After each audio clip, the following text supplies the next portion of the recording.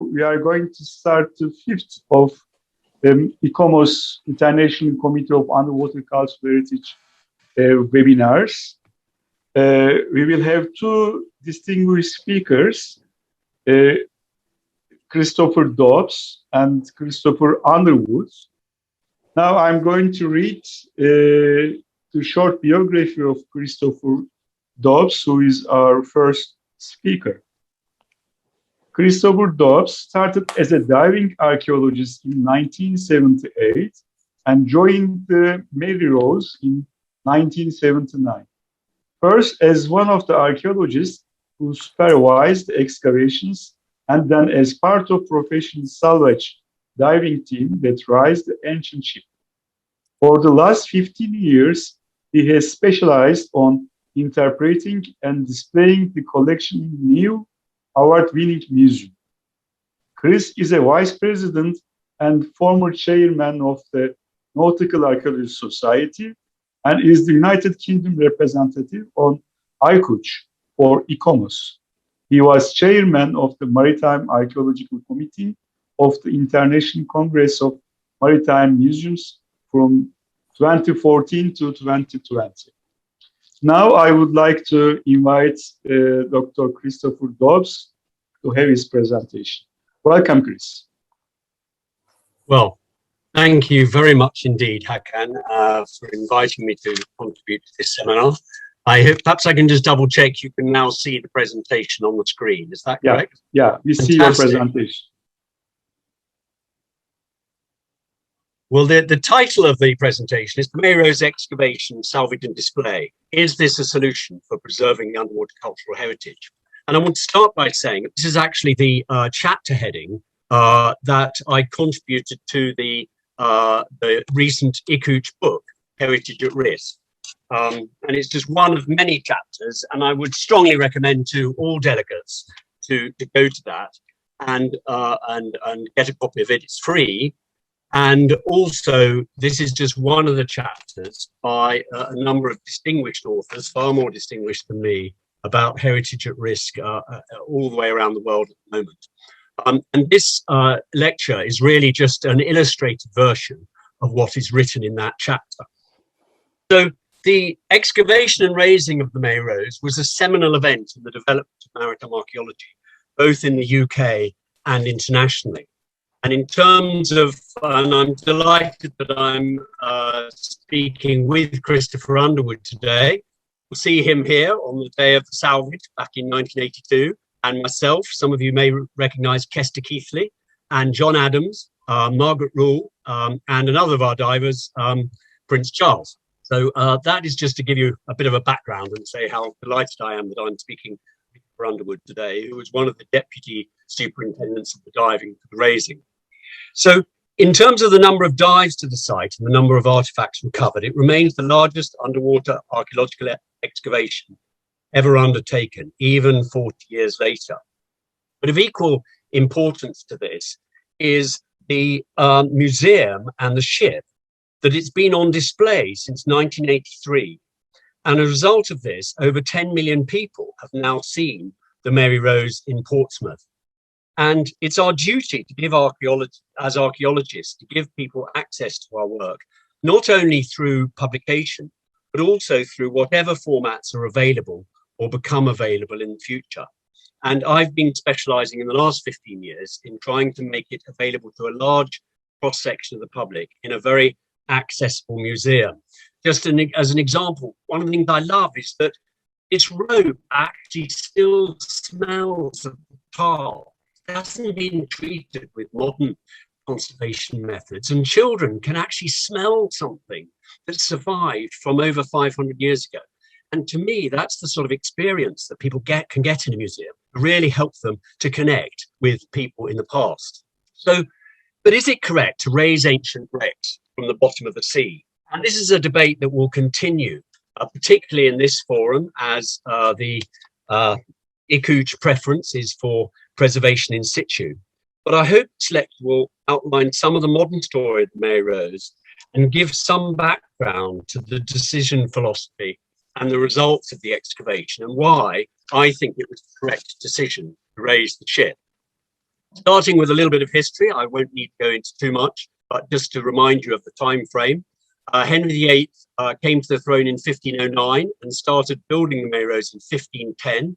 He signed a warrant in January 1510, and it served a successful career for 34 years before finally capsizing and sinking in the Solent against a French invasion fleet that was actually bigger than the Spanish Armada of 43 years later.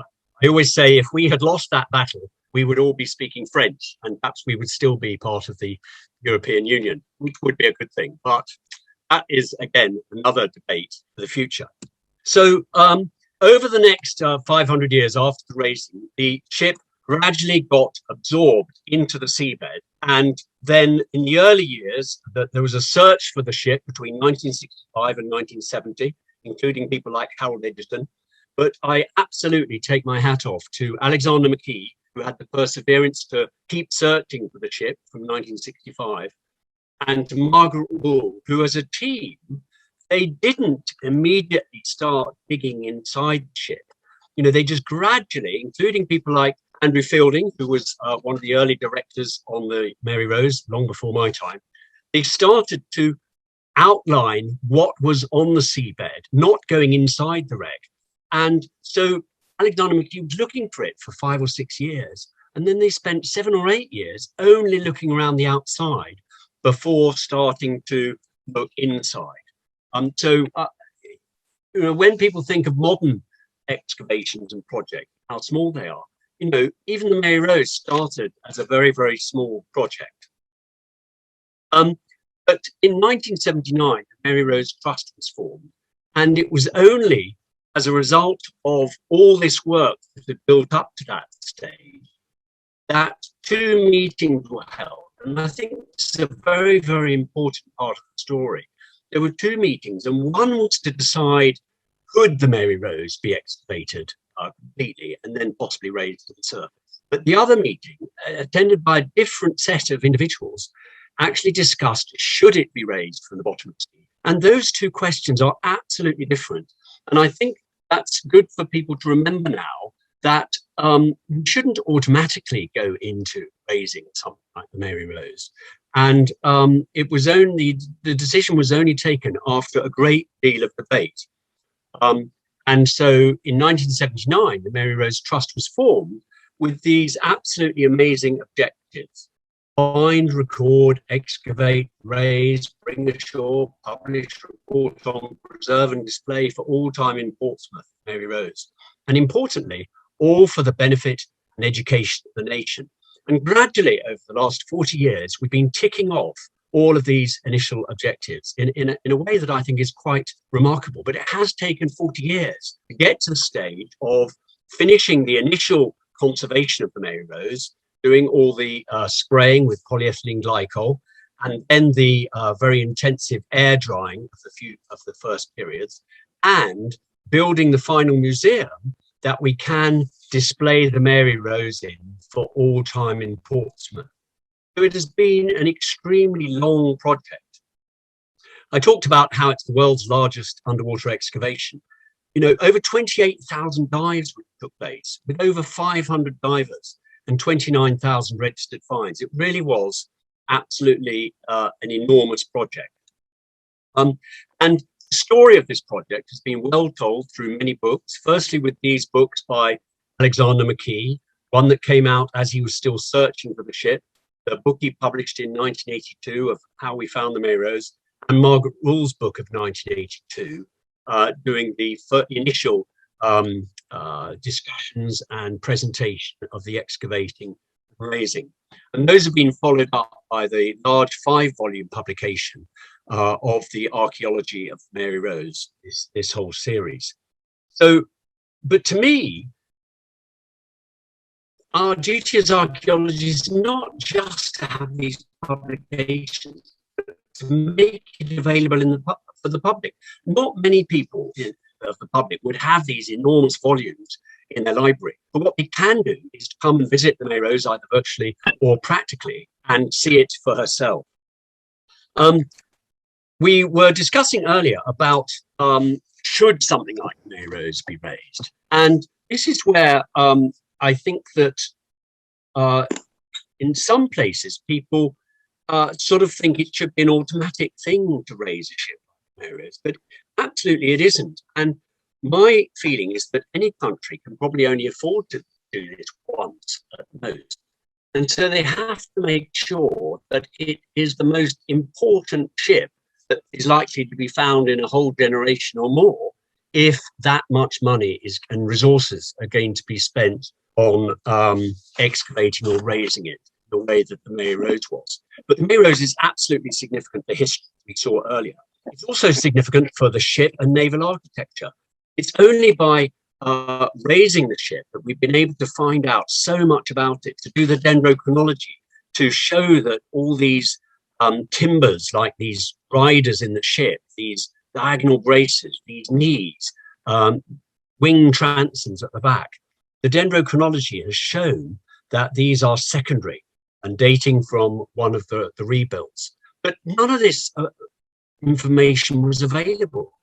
Ship's plans are not really written down until 1580.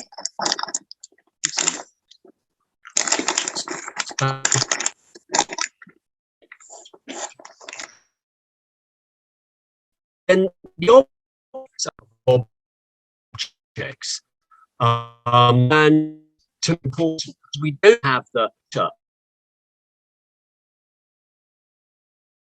fine disposable that people have been saying their prayers using a rosary, even though that was banned in 1537 or 1538. You know, we have shoes. This is actually my favorite objects in the whole collection, because when you see a shoe like this that's been completely worn through, you can empathize with the Tudor sailor that once wore it. It's been significant for the archaeology. I said earlier about how many hundreds of divers were introduced to archaeology through the Mary Rose, and how it's really raised public awareness about the underwater cultural heritage in the UK. And so it's important for public awareness in the UCH. Over 60 million people worldwide watch the raising on television. And I think it really contributed to people, divers realizing that there shouldn't be a finder's fee culture, the public realizing that there is this fantastic heritage around our coast, and this belongs to everybody. I mean, it shouldn't just belong to salvors and commercial interests. It really should belong to everyone. And so I think it's very depressing when we hear of some countries where there is still state-sponsored commercial salvage of the underwater heritage. But I think it's wonderful that in the last 10 years, partly because of the work of ICUCH and other organizations, we're starting to get a better attitude to the underwater cultural heritage. So did we need to raise the Mary Rose? Certainly for archaeological reasons, it didn't. And I was hoping to show a clip from a documentary program where Margaret Rule talked about this question. And she said that no, as an archaeologist, we can't justify raising the Mary Rose, but it would make a fantastic centerpiece for a museum of Tudor life in Portsmouth. You know, she and Andrew Fielding and others mentioned how we could have left it down there. We could have taken it apart, and I think that that's a very important thing that we need to remember, you know, when we're considering whether something like the Mary Rose should be made. So my point is underwater cultural heritage and maritime archaeology in the UK, and I hope internationally. Moving on to public access, we had 8 million visitors between 1983 and 2012 in our old museum. But we had 2 million more visitors between 2013 and March 2020, when we had to close because of COVID. We'll be reopening again very soon, and we're all looking forward to that a great deal. But it's absolutely been a fantastic aspect of public archaeology. And I think allowing this public access and allowing people to see it has been extremely important. The next point I wanted to make is that archaeology is about context. I wanted to talk in this lecture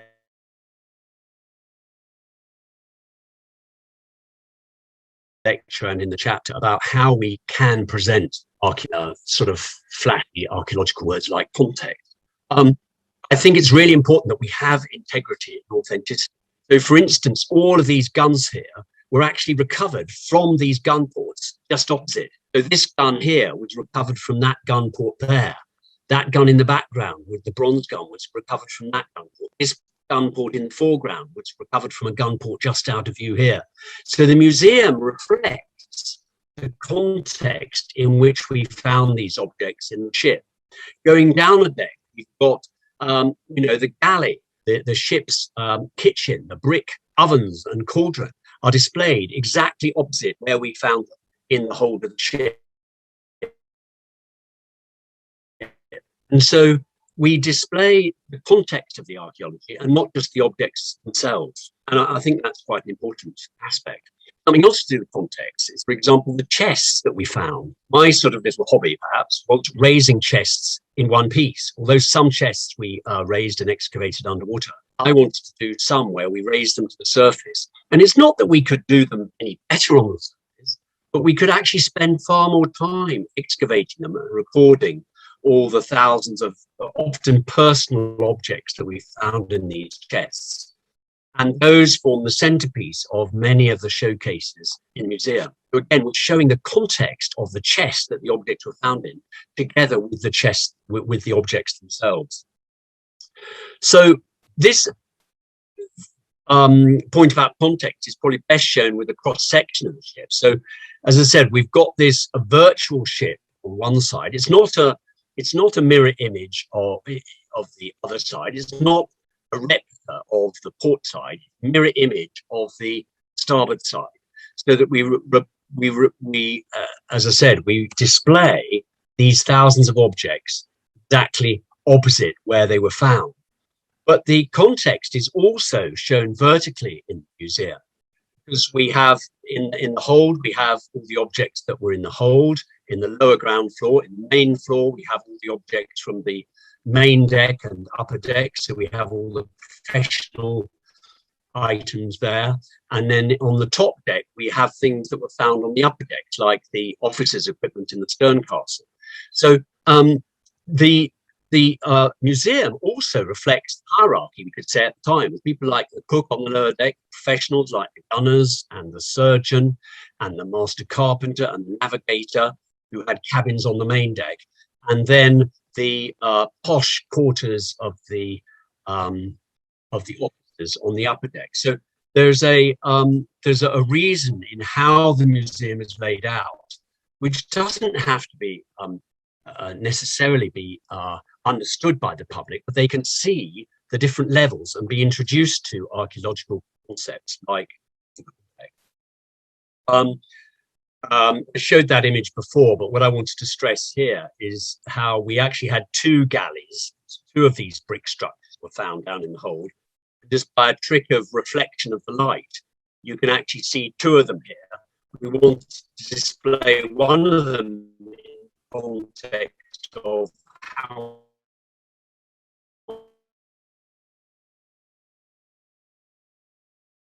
it appeared when we found it as archaeologists do in a gallery that's behind of, but here we can actually see two of them because of this internal reflection. Nice. Quite nice. So I talked about how archaeology is about context, but all this has only been possible because the ship was excavated archaeologically, because the divers took the trouble, because the supervisors, the directors, made sure that it was done archaeologically through different epochs. Here are people measuring the 70s, here in the 80s, and here in the latest dive from 2003 to 2005. But because the work was done archaeologically, why we're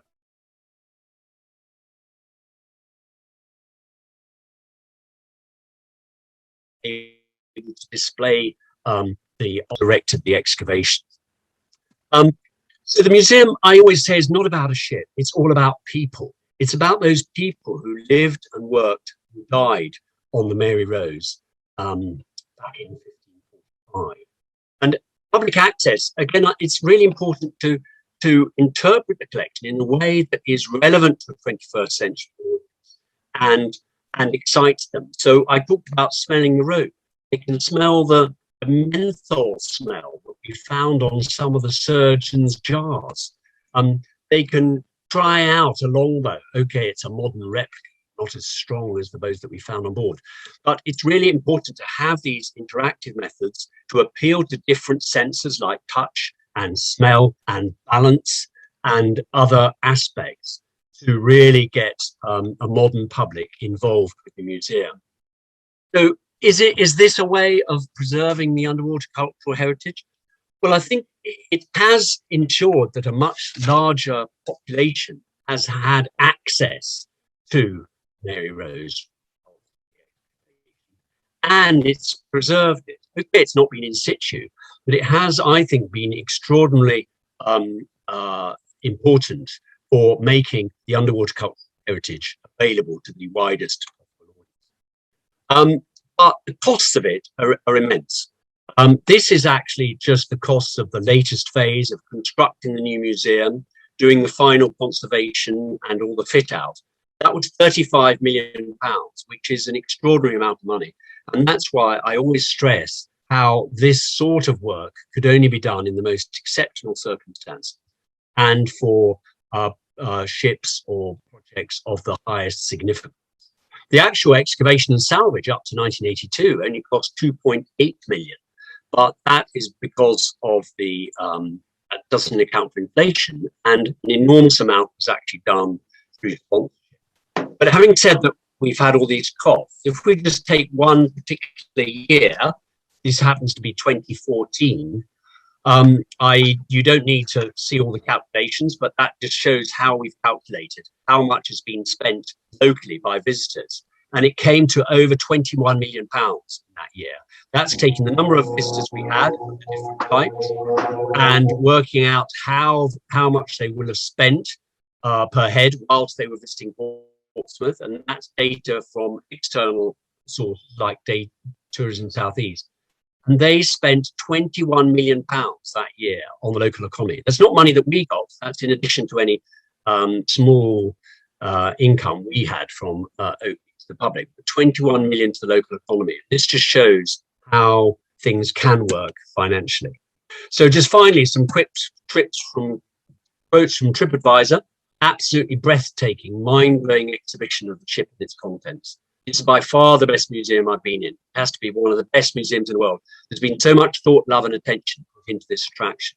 I think it has been extraordinarily successful. And yes, it is one solution for preserving and presenting the cultural heritage. But I would have to admit it's not the only one, and one that has to be done with extreme care. And I'm so impressed of the foresight of people like Margaret Rule, who realized that it would be worthwhile doing it, and they made sure they did it properly even back in the 1980s. But thank you very much. I don't know if there's opportunity for questions now or at the end. Back over to you, Hakan, and thank you again. Thank you very much, Chris. It was a wonderful presentation, and I also learned many things from this distinguished presentation. Actually, and also you are exactly on time. And if, dear colleagues, if you wish to ask some questions, you can use chat site. So if you wish to ask some questions to Chris, you can write in chat site.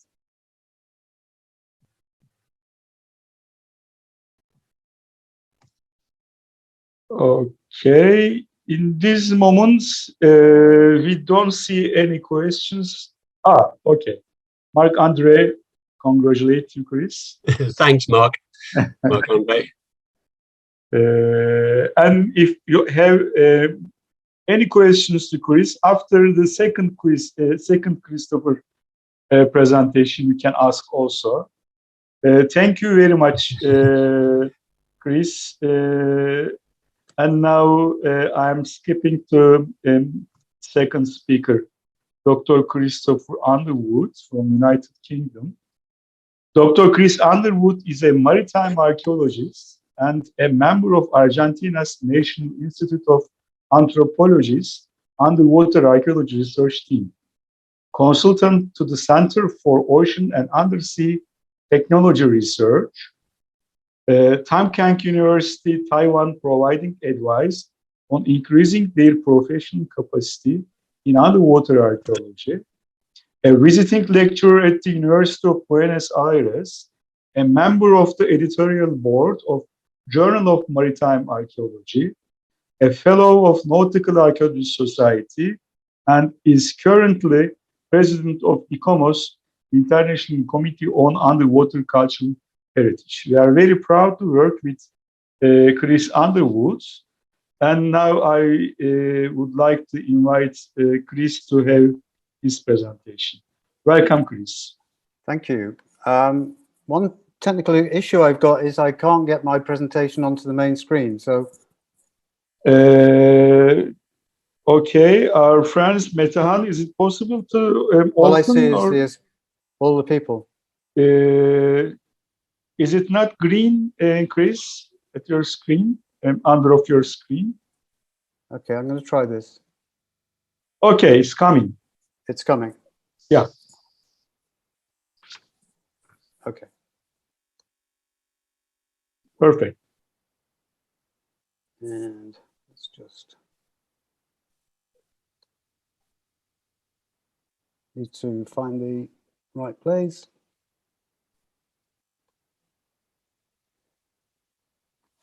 Okay, I just want to say a few words about Christopher's presentation. I sent him a message in the chat saying, how do I follow that? And of course, he hasn't responded to that, so I'm a bit helpless. I'm going to talk to you a little bit this afternoon about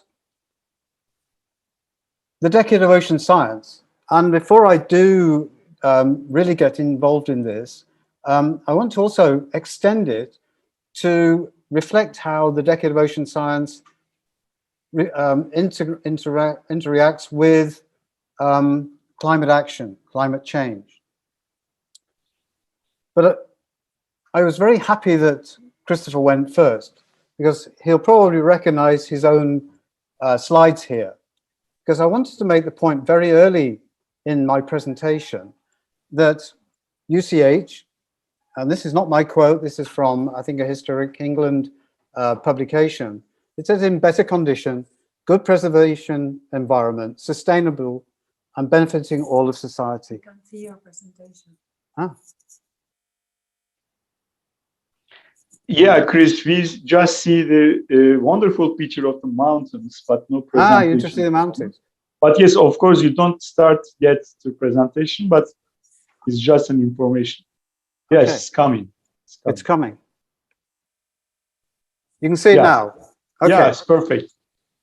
So I start again.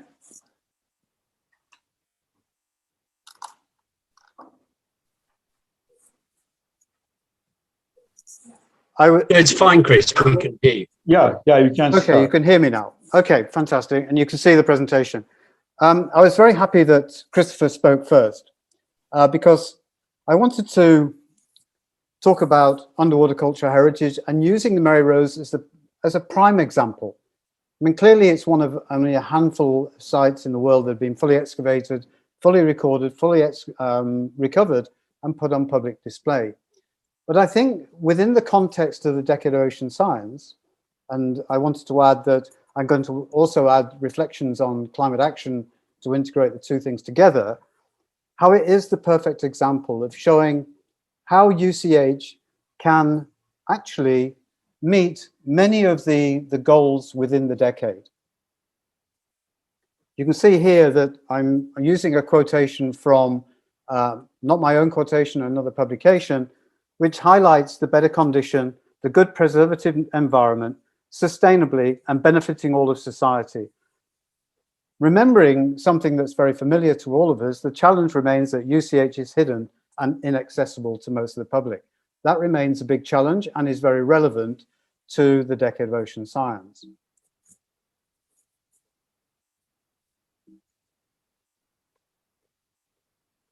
For most of you, or some of you, the SDG 2030 agenda is probably rising on your own personal agenda, whether that be professionally or you've probably seen it appearing in the news. There are 17 SDG goals, and they're far-reaching, far-ranging, but the two that I decided to focus on today, not ignoring the relevance and the significance of the other 15, is climate action and life below water. Life below water has evolved into the Decade of Ocean Science, or at least part of it is Decade of Ocean Science. And climate action, I remind the ICUCH members who are listening that this is the science program for ICOMOS for the next 3 years. And ICOMOS is involved at quite a high level, from policy decisions. They presented only 2 or 3 days ago and hosted a meeting at the G20 forthcoming meetings to put cultural heritage on the map, on the agenda, as being a positive influencer on climate action, not just a recipient of climate change.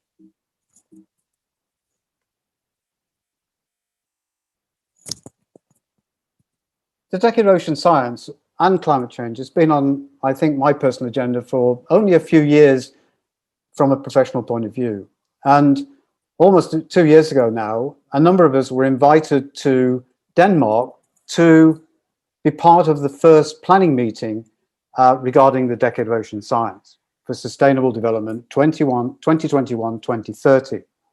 I have some personal recollections from it, which actually, from my own perspective, helps me put into context what we'll be doing with ICUCH and hopefully the wider underwater cultural heritage community over the next 10 years. The headlines from some of the talks, some of the roundtables, some of the seminars that we attended. And you can see here, importantly, and I must pay credit to Dave Gregory and Athena Trakeres for getting these few lines on the agenda very early in the meeting, that there is no distinction between natural and cultural heritage. Only a few words, but incredibly important, not just for the meeting that we attended, but for moving forward through the decade.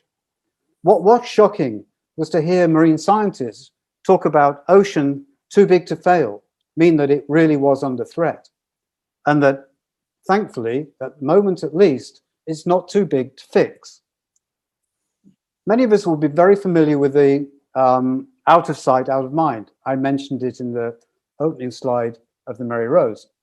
It's only when the Mary Rose really became a world-class museum that truly the public could visit, experience, touch, feel, all of those things that really help bring underwater cultural heritage to the public. Another really important aspect of this, and I hope that the underwater cultural heritage community can make a significant contribution, is open access to the data that we have and data sharing. And it was made very clear that by the organizing committee of the planning meeting, that data is considered a public good. In other words, it's the benefit of all, not just a few. Now, within that, there are some significant challenges in getting people to share what is obviously commercially valuable information. Citizen science, and I think this was mentioned as much as any other theme or topic throughout my notes through the 2 days. The importance of the public involvement, the public recording, activities, action, inclusivity in the decade. And also ocean literacy, and that comes back to us transmitting, that is the underwater cultural heritage community, transmitting clearly the message of why the ocean is important to all of us. I think some of us live in countries where they're very inward looking, and the sea is just taken for granted as a recreational opportunity. It's much more than that, and much more important to humans' survivability, sustainability. And the bottom quotation or the bottom reflection is, without the support of the public, the decade will not be successful. And I think, I'll speak for myself, but I think this was shared by the other archaeologists attending the meeting, is that we have as a community, have a very strong tradition of interacting with the public and bringing our wonderful stories, whether they be tangible and intangible stories, to the public. There is a very strong, let's say, legal background to the Decade of Ocean Science. You can see UNCLOS 1982, and the quotation is extracted from UNCLOS is, states have a duty to protect objects of an archaeological and historic nature found at sea. The 2001 convention will be familiar to so many of you, but it essentially adds more detail to some of those broad statements made within UNCLOS, and very important too. But in 2017, the UN General Assembly called on the Intergovernmental Oceanographic Commission to prepare an implementation plan for the decade of what became the Decade of Ocean Science.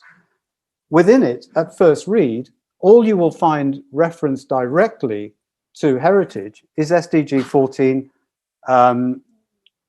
SDG 11, Target 11.4, strengthen efforts to protect and safeguard the world's cultural and natural heritage. However, by digging a little deeper, you find that we're able to contribute so much more. The vision of the decade is the science we need for the ocean we want. It's their tag. And from that has evolved the mission, which is transformative ocean science solutions for sustainable development, connecting people and our ocean. Again, notice the importance of connecting the ocean to society. There's a little bit more detail arrived on the IOC website, but it's quite, in a sense, quite vague. But that's an open invitation for the interpretation of it to provide opportunity for the underwater cultural heritage community to be much more active in the 2030 agenda.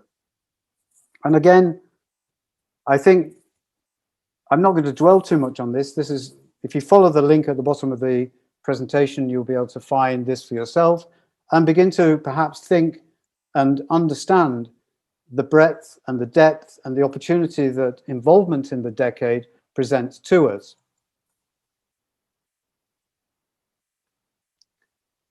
A number of us probably listened to Ariel Troisi, who's the current chairman of IOC, give a keynote speech to a university in Latin America. And he presented this slide. And all I've highlighted, the ones in orange, are those that immediately spring to mind as something that is of direct relevance to underwater cultural heritage. The management and adaptation of coastal zones, as many of us will be very aware of, coastal action, climate action is having a distinct impact, a negative impact, largely on many coastal areas. The importance of including underwater cultural heritage within marine spatial planning and ocean economic sustainability. And I was very pleased to hear Christopher talk about the economic contribution underwater cultural heritage is making to Portsmouth. That's just a very good example, but there are others. Adapting to climate change. As we'll proceed through this presentation, that will become more obvious. Capacity development. I think many of us, certainly within ICUCH, are very much involved in capacity development. And I think it's incumbent on us in that situation, in those workshops, seminars, courses that we present, that we start to integrate the opportunities within the Decade of Ocean Science and also reflect on the impact of climate change on our community. And also, the BBNJ is basically the same as marine spatial planning, but in jurisdiction outside domestic jurisdictions. This has been translated into 10 challenges within the decade. And I've highlighted those that I think are easily linkable to, I think, what our community does. Pollution and contaminants, I'm going to provide one or two examples of that. Optimize ocean sustainable food supply. Well, in a sense, I see those has been related, are to some extent linked, and it'll become a little bit more obvious when I show you the societal outcomes that we are presented with. Mitigate climate change, I've mentioned that already. Ocean observing systems, in a sense, during the two-day meeting in Denmark, it was obvious that this was aimed at managing and predicting large-scale events such as tsunami. But perhaps there's a way of the underwater cultural heritage with its detailed survey of aspects of the ocean that might contribute to that, challenge. A digital map of the ocean, again, I think underwater cultural heritage is doing some high resolution surveys in many, many areas of the world, which we hope would be fed into the digital map of the ocean. Increase capacity, I've already mentioned that through one of the challenges. And I think importantly, challenge 10 is understand the link between the ocean and human well-being. And again, I think if you again look to the Mary Rose as an example of how the museum itself, although ex situ now, is providing significant well-being to large numbers of people, COVID permitting, of course, we can take that as a good example. There are 7 societal goal outcomes. A clean ocean, and that relates directly to pollutants. A healthy and resilient ocean, in a sense, I think is incumbent on outcome 1. A clean ocean is likely to be a healthier, resilient ocean. Productive, this is in terms of the blue economy. I think if you look at the original paperwork from the decade, it's aimed really at harvesting sea production, which it was made very clear has to multiply in size and outcome. A predicted ocean is again related to large-scale event, but also it could be small-scale event. A safe ocean, predictability is important for that too. An accessible ocean, and again, that from our community, we make a big contribution through into the blue economy through tourism and other activities, including research. It was made very clear to me in a recent World Federation webinar that they anticipate the need for more marine scientists, and I will extend that to include marine archaeology. And I think, and again, credit must go to ODHN for this, the Ocean Decade Heritage Network, for creating outcome 7, which is essentially an inspiring and engaging ocean, which brings together the ocean and society. On this slide is an example of a pollutant risk. And at the bottom, I've tried to relate SDG 14, life below water, and climate action. And the hexagonals in red are the risks, and blue, perhaps more passive. But again, this is just simply my initial interpretation. As perhaps I should have said earlier, this is a topic and a theme that I'm really myself only beginning to understand fully. And I'm sure my thinking, and I guess the thinking of many of us, will evolve over the coming years. But you can see here, it's quite a shocking image on the right-hand side. Each dot represents a known wreck site containing fuel oil. Of course, there are other toxic cargoes as well. You can see many, many thousands. Ocean acidification, wave and current strength, and perhaps other of the climate action, climate change factors are likely to enhance, accelerate, exacerbate the impact on particularly metal shipwrecks. And I think it's, at the moment, an area which requires more science to understand which ones are likely to be prioritized and need to be dealt with. You can see from this, from the paper I extracted this from, they're referred to as rusting time bombs. There have been examples already, and some of you living in the United Kingdom will be very familiar with the ship HMS Royal Oak that sadly was lost during the Second World War, with the loss of many of its crew. And of course, it's a war grave now. And the multi-beam image that was taken some years later. Some 1,600 tons of heavy fuel oil have been extracted from this wreck. There are other sites, including World Heritage, at risk. the wrecks in Bikini Atoll, my colleague and friend Matt Carter is very anxious to conduct an underwater survey to visualize the extent of the damage and the problems being caused in that particular site. World Heritage being, of course, important and where resources are likely to be devoted. But there's also opportunity within this ocean cleanup for citizen science. This was brought to my attention by Iwona Pomian, our Polish representative, who said that she was having very great difficulty in getting the people involved in these ocean litter cleanups to take underwater cultural heritage into consideration. I think it's vital that we as the underwater cultural heritage community are involved in these projects. You can see some of the tools and the mechanisms for recovering nets and other detritus on the seabed, many of which, as we all know, are attached to submarine objects, many of which are shipwrecks. Now, there can be an enormous amount of damage caused by the extraction of the marine litter, but also it's a lost opportunity to learn more about that particular site. It could be it could be a Mary Rose, for example. And I just added the circle. It's a bit like the heritage cycle that some of you will be familiar with, but to survey, monitor, report, and share. Share data by being a key and core theme for the Decade of Ocean Science. There's also outcome 2, a healthy and resilient ocean. And again, this image was brought to my attention by Ariel Troyce's lecture, which shows the vision, a transformative vision of having a management that extends from the land system all the way through from freshwater estuary, delta, coastline, nearshore, adjoining sea shelf to open sea. And of course, it's essential that underwater cultural heritage is part of that process. And I'm very aware and been involved in many projects where we're having interdisciplinary scientific outcomes and partnerships.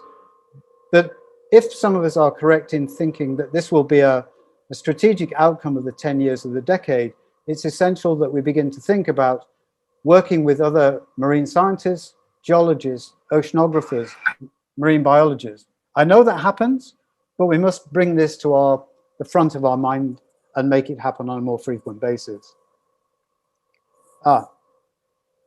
Mapping of the ocean, a predicted ocean. As I said earlier, some of our colleagues, I'm referring here to my Dutch colleague Martijn Manders and Dave Gregory, been working on projects such as SASMAP and regular monitoring of marine sites.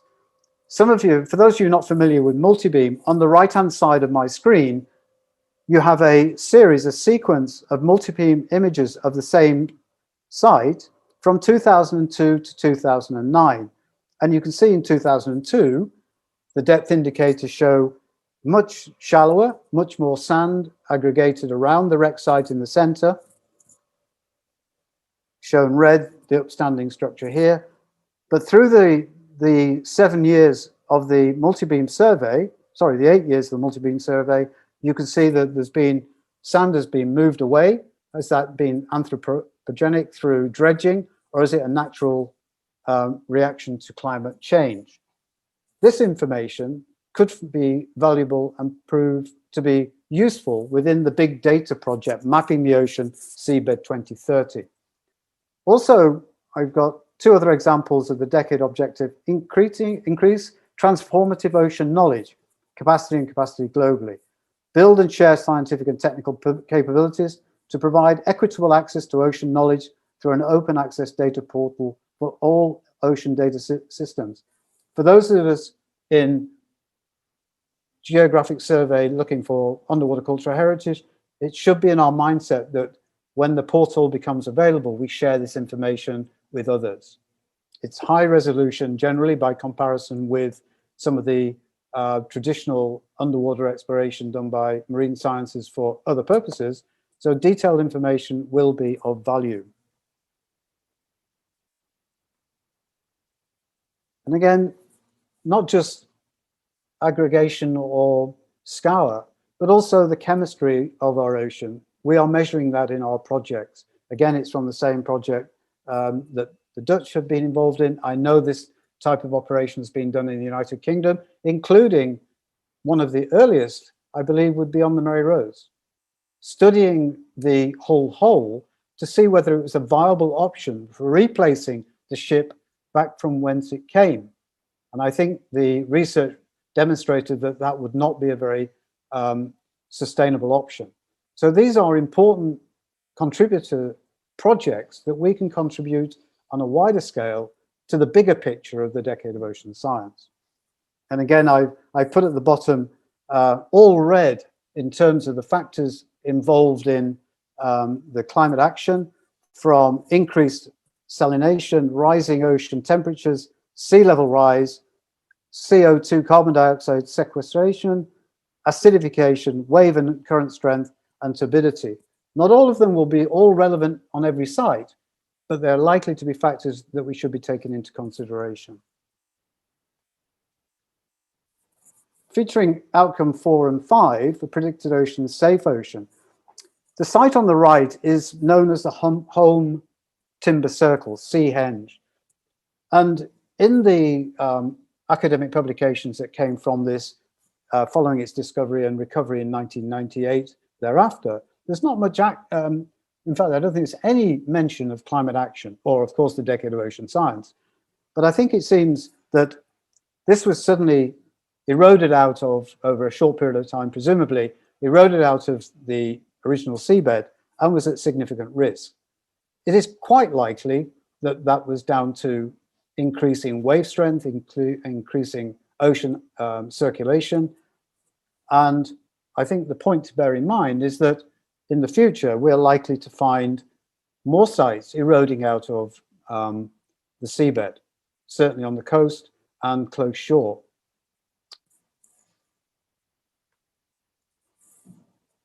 A second, not the same type of situation. This is Fort Jesus in Mombasa, Kenya, dating back to the 16th century. It's a World Heritage Site. Perhaps lesser well known is below the facing wall there is a shipwreck. It was originally thought to be the San Antonio from 1697, but I think later research has shown that it may well be a smaller ship, perhaps nonetheless important, that from the same period. The scenario is, as sea level rises, as wave strength, storm strength, ocean currents increase, perhaps the foundations of this World Heritage Site will be under threat. And it's likely, because it's World Heritage and an important touristic factor in Kenya's economy, financial resources will be found to do something about securing and making sure its collapse is not going to happen. But the question has to be asked, what's going to happen to the shipwreck, which really is immediately below the castle walls? Is that going to be just a casualty in our mitigation adaptation strategy, or will it be re-looked at, resurveyed, or even recovered and be a mini Mary Rose within Mombasa? I think the question has to be asked also, it's possible that it could just become something that's preserved by record. But at least we must take the opportunity to do one of those mitigatory strategies. Familiar with us, for those of you who live in the United Kingdom, is Skara Brae. This is not a new photograph. I visited this site quite a number of years ago, and you can see it really is on the coastline. It's Neolithic settlement site for 600 years, between 3200 BC to 2200 BC on the Orkney Islands. Now, one would hope that the Orkney people will find resources for this, and we will find a way of saving it. Something that's particularly going to happen with sea level temperature rises is new areas of exploration and exploitation. This is a site, the Endurance, which is obviously quite famous, where about 3 years ago now there was a project to search for it, and it had the right aims and objectives: search, find, take photographs, and leave it alone. But with modern technology, is leaving it alone a safe and safe alternative? Is it realistic? People track ships, they know where they've been, and it's likely that even though it was left alone in the first instance, once it's found, it will be looked at by those with, let's say, a less ethical outcome to the project. And on this, ICOMOS ICUCH has been working with the Polar Heritage equivalent scientific committee in ICOMOS to develop management guidelines for dealing with increasing numbers of tourist ships, exploring new areas because of the ice melt, how to deal with tourist ROVs, remotely operated vehicles, investigating shipwrecks in the Weddell Sea. And I'm very pleased to be a partner of this, or ICUCH is very pleased to be a partner with the development of management guidelines, which will be in association with the cruise ship management people as well. So hopefully, for once in in my lifetime, we can be ahead of the game rather than behind, and establish good protocols that everybody finds an acceptable outcome. You can see here just an example. Can we finish in 1 minute? In 1 minute, maybe. Yeah. Let me see. Just to skip through the last few, is that you can see the receding problem in the Antarctic with the ice shelf melting. Ocean literacy, and this is very close to my finish, is that it's very dear to my heart. I've been involved in raising awareness of various things to various people for many years, and I see this as a big opportunity for underwater cultural heritage. We've got many existing outlets for this, from the recreational diving community, the accredited NGOs, big opportunity for citizen science, people like Gert, and I saw one the other evening where there's a mobile application being developed by a French organization to be involved in citizen science. But from an ICUCH perspective, I've highlighted Google Arts and Culture. For those of you involved in ICOMOS activities, ICOMOS has a long-running partnership with Google Arts and Culture, and ICUCH is one of the international scientific committees that is in line to partner with ICOMOS, with Google Arts and Culture in the next few years. It's likely to start in 2022, but I'm hoping my vision, which I must share with my ICUCH colleagues, is to find a way of integrating the Decade of Ocean Science and climate action, and with all the wonderful sites we have in all parts of the world, ranging from the cenotes in Mexico to the Bikini Atoll in the south, and also deep water sites, shallow water sites, and showcase how valuable underwater cultural heritage can be to raising awareness through ocean literacy, being a sustainable benefit to society, and providing outcomes for everyone. And just to finish really is to say that the Google Arts and Culture, again, I would hope that we can integrate that into a decade activity that will not just be for 2022, but somehow find a way of continuing that involvement and that partnership through the 10 years. And did I do it in 1 minute, Hakan? Yeah, thank you very much. Actually, your 1 minute is our 3 minutes, but okay. Okay. And excellent presentation. Thank you. We have a question, actually. Now I'm going to read. How do those with data contribute? Meaning, to whom does the data go, and how is it collated? This is the question of Marc-Andre. That's a brilliant question, Marc-Andre, and I'm very pleased that you probably focused on the thing that is most vital to all of this. And I think it's still under development. There are, as you probably know from our own community, there are portals where you can upload information that exists already. But I have not yet. And I know Athena's Tracheris is in the audience, and maybe she has a better answer than I do, is that it needs to be developed, it needs to be advertised, and it's something that we need to feed into. And maybe we can be there and help develop that particular mechanism, because it really will be, data will be the key to successfully managing the ocean throughout the social outcomes, throughout all of the challenges that I mentioned. And I think hopefully the ultimate aim will be that the information that we can provide will show the true worth, not just the societal worth, but the scientific worth that we can contribute to marine science. Thank you very much, Chris. We have seen excellent two presentations from two Chris's, and now we come to the end. Okay. Actually, we have one more question to Chris Dobbs. The first Chris. How much money was invested in conservation of the ship, objects recovered, and also the new museum? Chris.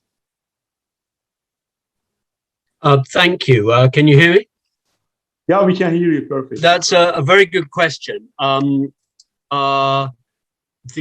sort of spoke in my talk.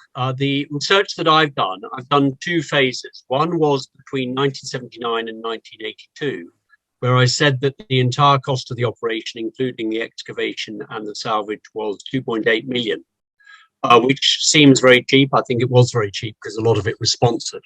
But the second details I gave was about the cost of creating the new museum, really just the work of 7 years, creating the new museum and doing the final conservation, which was 35 million.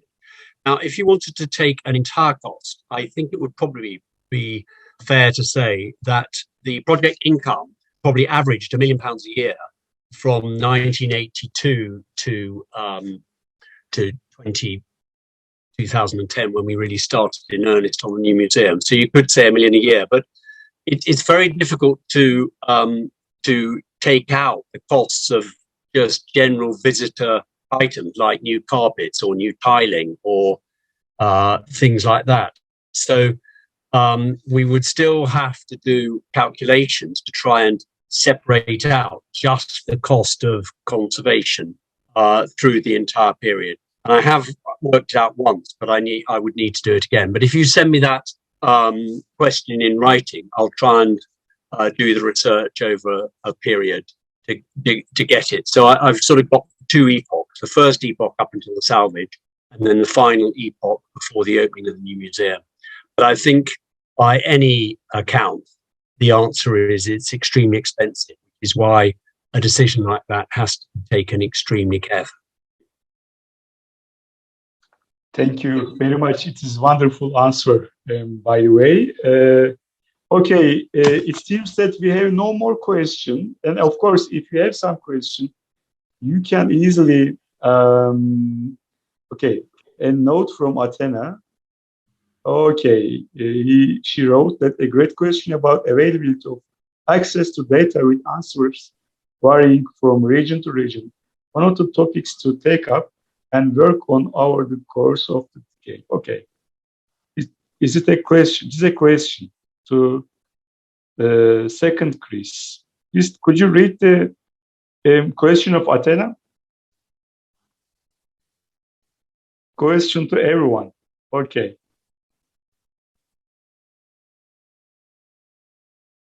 Chris, we cannot hear you actually. Do you read the message of Athena? Okay. I think Athena, this is the key question, I think, is if you look at how we're dealing with the COVID, how we're looking at strategically managing other things, data is the key commodity. And I think it's crucial that the Decade of Ocean Science finds a common portal where we can feed data into and access data out of too.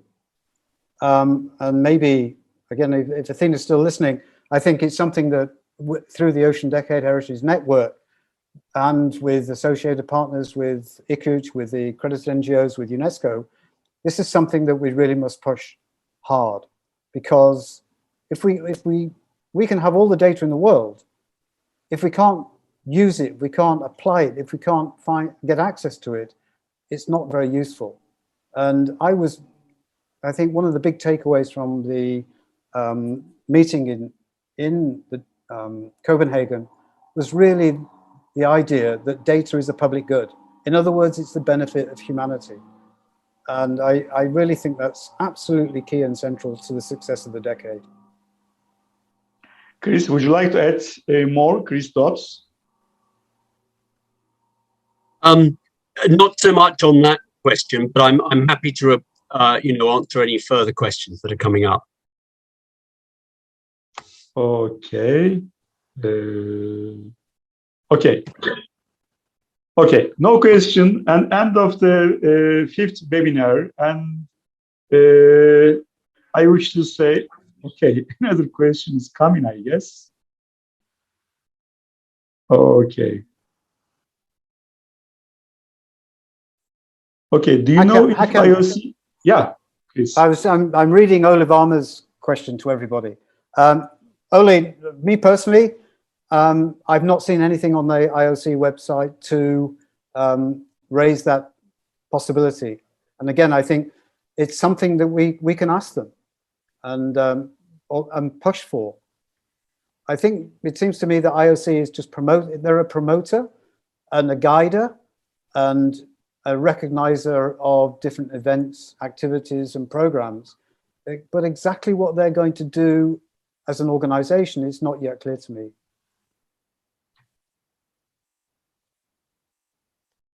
Thank you, Chris. Okay. I don't see any more questions. And this is end of the webinar 5th. And we wish to see all of you at 6th webinar of International Committee of Underwater Cultural Heritage. And I wish you a good day, good morning, good afternoon, good night to everyone, and goodbye.